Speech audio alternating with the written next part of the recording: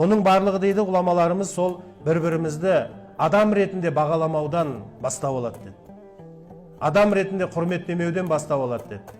Біз әр жұмада айтамыз, жұмаға келдік қой, көлігімізді қоймайықшы бір кісінің воротасының алдына. Айтамыз ғой соны, құрметтесеңші ол үйдің тұрғынын. Бәлкім ол әбет уақытында жұмысқа келіп, әбет ішуге келіп, сағат 12:30-да ол шығып жұмысына кету керек. Сенің 1:30-да бітетін жұма намазыңды күтіп отыруға құқылы емес ол. Міндетті емес. Сен оның хақысына кірдің.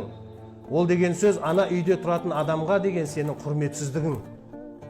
Бұл сенің бойыңда мұсылмандық сипаттың жоқтығы. Бізде ислам форма ғана қалды, бізде исламның формасы. Бүгінгі таңда мұсылмандардың артта қалуының, дұшпандарының алдында тізе бүгуінің себебі не деген кезде жауабы сол. Бізде исламның формасы қалған, руханияты жоқ. Рухы жоқ исламның. Таңнан кешке дейін 100 ракағат намаз оқыған адам қадірлі емес. Жұма намазына келген адам қадірлі емес. Өзгелерге зияны тимеген адам қадірлі. Өзгелерге пайдасы тиген адам қадірлі. Кейбір адамдар болады, 5 уақыт намаз оқымайды.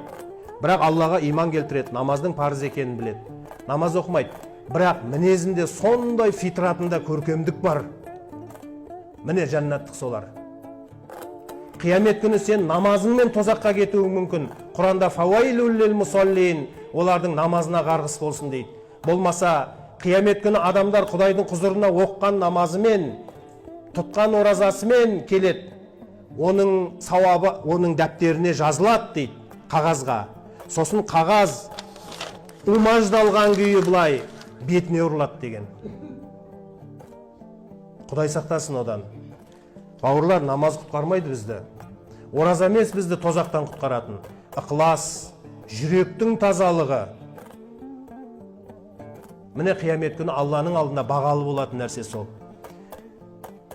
Мұсылмандық кімде жоқ? Тілде бар да ділде жоқ дейді қазақ. Тілде бар мұсылмандық, ділде жоқ бірақ. Көңілде жоқ.